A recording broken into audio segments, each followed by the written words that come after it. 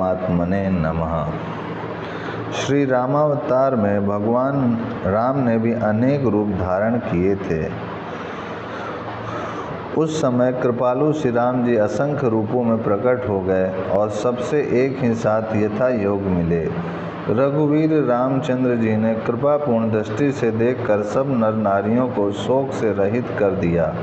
भगवान क्षण मात्र में सबसे मिल लिए, परंतु हे उमा, यह रहस्य किसी ने नहीं जाना।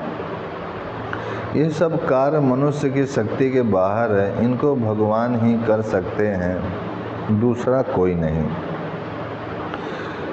प्रकृतिम स्वामिधिष्ठाय, इस कथन का यह भाव है कि भगवान प्रकृति को अपने अधीन करके अपनी योग माया से प्रकट होते हैं।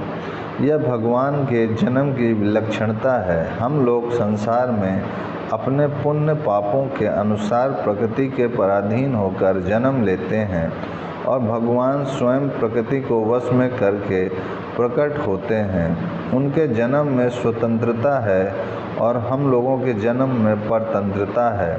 प्रकृति उनके वश में रहती है और हम लोग प्रकृति के वश में रहते हैं। उनका शरीर दिव्य, चिन्मय, अलौकिक, पापों और दुर्गुणों से रहित, चिंता, शोक, जरा, मृत्यु तथा रोग से मुक्त होता है और हम लोगों के शरीर जड़ तथा पूर्वोक्त दोषों से युक्त होते हैं। उनका प्राकट धर्म, ज्ञान, प्रेम, सदाचार, श्रद्धा, भक्ति के प्रचार के द्वारा संसार के उद्धार के उद्देश्य से होता है, किंतु हम लोगों का जन्म शुभाशुभ कर्म फल भोगने के लिए होता है। अतः उनके और हम लोगों के जन्म में अत्यंत अंतर है। उनके जन्म, कर्म और उद्देश्य भी अलौकिक होते हैं। उन्होंने स्वयं कहा है, जन्म कर्म च में दिव्यमेवं यो वेति तत्वता। हे अर्जुन, मेरे जन्म और कर्म दिव्य अर्थात निर्मल और अलौकिक हैं। इस प्रकार जो मनुष्य तत्व से जान लेता है वह शरीर को त्याग कर फिर जन्म को प्राप्त नहीं होता, किंतु मुझे ही प्राप्त होता है। भगवान के जन्म की दिव्यता तो ऊपर बतलाई जा चुकी है, अब कर्म की दिव्यता भी बतलाई जाती है। भगवान के कर्मों में कर्तापन का अभिमान, स्वार्थ, कामना, आसक्ति, ममता आदि का लेश भी नहीं रहता। उनके कर्म सर्वथा शुद्ध और केवल लोगों का कल्याण करने के लिए ही होते हैं, इसीलिए वे कर्म भी दिव्य और शुद्ध हैं। गीता में भगवान ने स्वयं कहा है कि ब्राह्मण, क्षत्रिय, वैश्य और शूद्र, इन 4 वर्णों का समूह गुण और कर्मों के विभाग पूर्वक मेरे द्वारा रचा गया है। इस प्रकार उस सृष्टि रचना आदि कर्म का कर्ता होने पर भी मुझ अविनाशी परमेश्वर को तू वास्तव में अकर्ता ही जान। कर्मों के फल में मेरी स्पृहा नहीं है, इसीलिए मुझे कर्म लिप्त नहीं करते। इस प्रकार जो मुझे तत्व से जान लेता है वह भी कर्मों से नहीं बंधता। भगवान के भी कर्म अनुकरणीय तथा संसार को शिक्षा देने के लिए ही होते हैं। उनका स्वभाव बहुत ही कोमल और सरल है। वे क्षमा, दया, शांति, समता, संतोष, सरलता, ज्ञान, वैराग्य, प्रेम आदि दिव्य गुणों से परिपूर्ण हैं। इतने उच्च कोटि के महापुरुष होकर भी वे अपने भक्तों का अपने समान अधिकार ही मानते हैं। एक तुच्छ मनुष्य भी यदि अपने आप को और अपने सर्वस्व भगवान को अर्पण कर देता है तो भगवान अपने आप को और अपने सर्वस्व को उसके अर्पण कर देते हैं।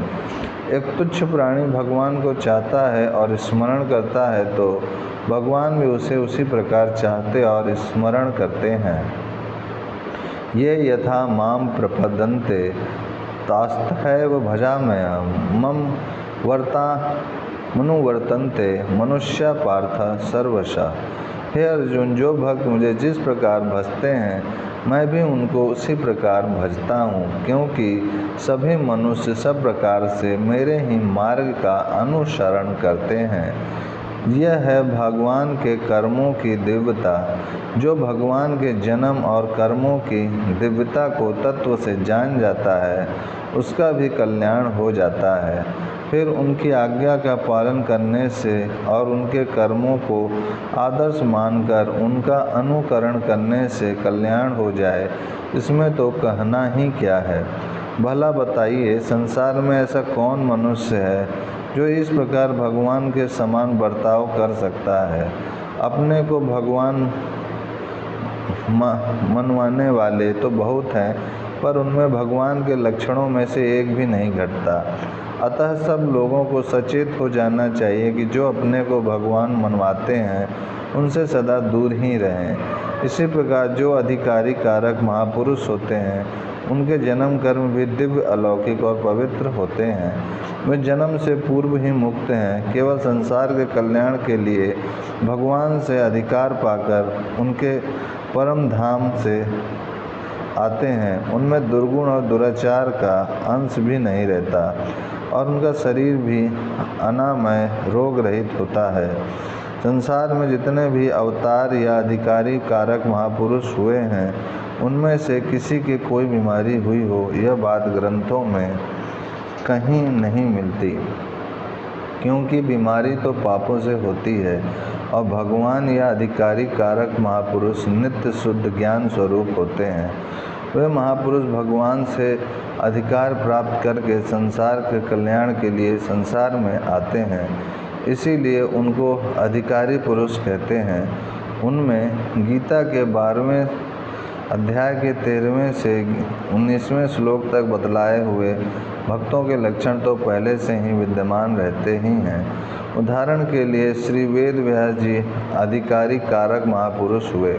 उनका अद्भुत प्रभाव था। उन्होंने जन्म लेते ही अपनी इच्छा से शरीर को बढ़ा लिया और स्वतः ही अंगों और इतिहासों के सहित वेदों का ज्ञान प्राप्त कर लिया।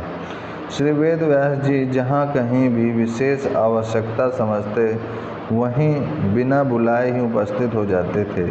उन्होंने महाराज युधिष्ठिर आदि पांडवों को एक चक्र का नगरी में जाने से पूर्व भी दर्शन दिया और वहां निवास करते हुए जब पांडव वहां से जाने का विचार करने लगे तब पुनः दर्शन दिया और द्रौपदी के पूर्व जन्म का वृत्तांत सुनाया। इस प्रकार पांचाल नगरी में राजा द्रौपदी के यहाँ प्रकट होकर उनसे भी द्रौपदी के पूर्व जन्म का वृत्तांत कहा एवं उनको दिव्य दृष्टि देकर पांडवों को उनके पूर्व शरीरों से संपन्न वास्तविक दिव्य रूप में दिखलाया दिया। इतना ही नहीं, आश्रम वासिकों पर्व में तो ऐसा वर्णन मिलता है कि वहाँ राजा धृतराष्ट्र, गांधारी और कुंती के सम्मुख श्री वेद व्यास जी आए एवं जब गांधारी और कुंती ने अपने मृत पुत्रों तथा कुटुंबियों को देखने की इच्छा प्रकट की तब श्री वेद व्यास जी ने उस 18 अक्षौणी सेना को संहार के 16 वर्ष बाद भी आवाहन करके बुला दिया। 16 वर्ष पूर्व मरे हुए उन सब प्राणियों के रूप, आकृति, अवस्था, वेश, ध्वजा और वाहन ये सब वैसे के वैसे ही थे। इसी प्रकार राजा जनमेज के प्रार्थना करने पर श्री वेद व्यास जी ने राजा परीक्षित को उसी रूप और अवस्था में यज्ञ में बुला दिया। यह कितने आश्चर्य की बात है! क्या कोई मनुष्य इस प्रकार कर सकता है? अपने को अधिकारी कारक महापुरुष मनवाना तो बहुत से मनुष्य चाहते हैं, पर उनके लक्षणों में से एक भी लक्षण उनमें नहीं घटता। दंभी लोग अपने को पुजवाने के लिए अपने को भगवान या भगवान का भेजा हुआ महापुरुष बतलाकर लोगों को धोखा देते हैं। अतः जो अपने को अवतार, अधिकारी, महापुरुष या ज्ञानी महात्मा कहे उनके चंगुल में कभी नहीं फंसना चाहिए, उनसे सदा दूर ही रहना चाहिए, क्योंकि इस समय न तो कोई भगवान का अवतार है और न कोई अधिकारी कारक महापुरुष ही भगवान का अधिकार पाकर भगवान के भेजे हुए यहाँ आए हैं। यदि ऐसा होता तो वर्तमान में जो धर्म का ह्रास और अधर्म की वृद्धि हो रही है वो कभी हो नहीं सकती थी, क्योंकि भगवान और उन अधिकारी कारक महापुरुषों के तो श्रद्धा भक्ति पूर्वक दर्शन, भाषण, वार्तालाप, चिंतन और सत्संग से भी मनुष्य का कल्याण हो सकता है। फिर उनकी सेवा, आज्ञा का पालन और अनुकरण करने से कल्याण हो जाए, इसमें तो कहना ही क्या है। इस समय तो महाराज युधिष्ठिर जैसे महात्माओं का भी संपर्क दुर्लभ है, जिनके दर्शन और भाषण से नहुष जैसे महान पापी भी पाप से मुक्त हो स्वर्ग को चले गए। इतना ही नहीं, महाराज युधिष्ठिर बड़े ही प्रभावशाली पुरुष थे। उनमें मन इंद्रियों का संयम, ज्ञान विज्ञान, सत्य, धैर्य, दान, परम शांति, अटल क्षमा, लज्जा, श्री कीर्ति, उत्कृष्ट तेज, दयालुता और सरलता आदि गुण सदा रहते थे।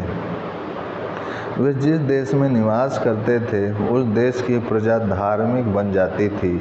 उस देश में धन धान्य, गौवंश, धर्म और सदाचार की वृद्धि होती थी। महाराज युधिष्ठिर के प्रभाव से उस देश में समय पर वर्षा होती, खेत हरे भरे रहते और धर्म का प्रचार होता था एवं उस देश के लोग दानशील, उदार, विनयी, लज्जाशील, मितभाषी, सत्यपरायण, शुभ कर्म करने वाले, जितेंद्रिय, निर्भय, संतुष्ट, पवित्र, हष्टपुष्ट और कार्य कुशल तथा अभिमान, द्वेष और ईर्षा आदि विकारों से शून्य होते थे।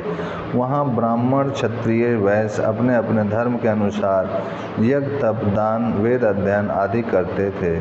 सब अपने धर्म का पालन करते थे। अपने को युधिष्ठिर के तुल्य बतलाना तो सहज है, पर उनके समान बनना साधारण बात नहीं है। युधिष्ठिर बहुत उच्च कोटि के धर्मात्मा पुरुष थे। उन्होंने बड़ी बड़ी आपत्तियों का सामना किया, किंतु अपने धर्म का त्याग नहीं किया। अतएव हम लोगों को भी युधिष्ठिर जैसे धर्मात्मा बनने के लिए उनके आचरणों का अनुकरण करना चाहिए।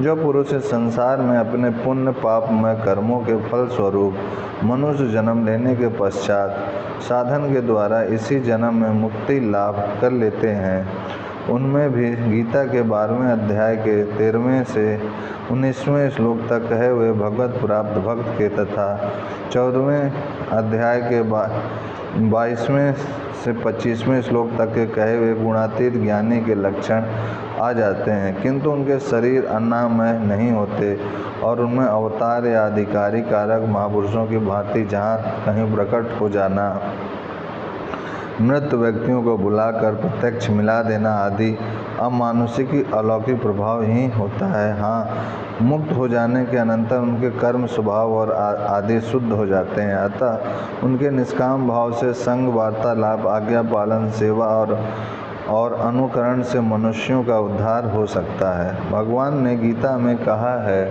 अर्जुन, तू तो उस ज्ञान को तत्वदर्शित ज्ञानियों के पास जाकर समझ। उनको भली भांति दंडवत प्रणाम करने से, उनकी सेवा करने से और कपट छोड़कर सरलता पूर्वक प्रश्न करने से वे परमात्म तत्व को भली भांति जानने वाले ज्ञानी महात्मा तुझे उस तत्व ज्ञान का उपदेश करेंगे। दूसरे जो मंद बुद्धि वाले पुरुष हैं, वे इस प्रकार ध्यान योग, ज्ञान योग और कर्म योग को न जानते हुए भी दूसरों से अर्थात तत्व को जानने वाले पुरुषों से सुनकर ही तदनुसार उपासना करते हैं, और वे श्रवण परायण पुरुष भी मृत्यु रूप संसार सागर को निसंदेह तर जाते हैं। भगवान के उपयुक्त वचनों पर ध्यान देकर हम लोगों को भगवत प्राप्त भक्तों तथा ज्ञानी महात्माओं के श्रद्धा भक्ति पूर्वक संग, वार्तालाप, आज्ञा पालन, सेवा और अनुकरण आदि से विशेष लाभ उठाना चाहिए। ओम शांति शांति शांति।